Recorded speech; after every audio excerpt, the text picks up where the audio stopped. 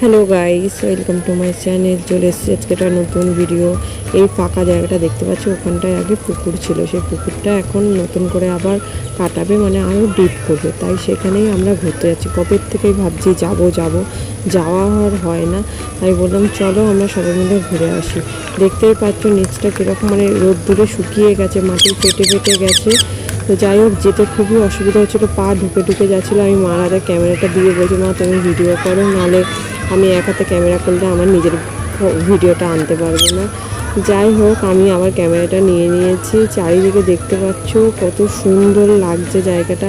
তোমরা কখনো ভেবেছো যেখানে পুকুর থাকবে, সেই পুকুরের জল শুকিয়ে যাওয়া অবস্থায় ওখানে দাঁড়ানো একটা সৌভাগ্যের ব্যাপার, আমি এটা মনে করি। গাইস দেখতে পাচ্ছ কত সুন্দর জেসিপি দিয়ে মাটি তোলা হচ্ছে, পুকুরটা কাটা হচ্ছে, আর কি সুন্দর লাগছে সানসেটটা।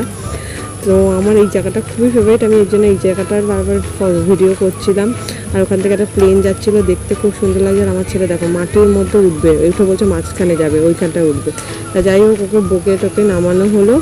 আমরা এখানটা চারিদিকে ঘুরে দেখছি। এবার সবাই বলছে চলো বাড়ি চলো। আমি বলছি দাঁড়াও একটু দাঁড়াই, আর আমার ছেলে তো যাবেই না। তো অনেক দিন ধরে ভিডিও দিইনি, ভাবলাম এখন থেকে আবার ভিডিওটা স্টার্ট করি। আর দেখো গাইস, আমি এখান থেকে দেখতে পাচ্ছি একটা লোক কীভাবে বসে আছে, তাই ভাবলাম তোমাদের সাথে আমি শেয়ার করি।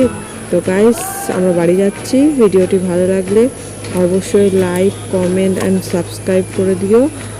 পাশে থাকা বেল আইকনটি প্রেস করে দিও। তো বাই বাই বন্ধুরা, দেখা হবে নেক্সট ভিডিওতে।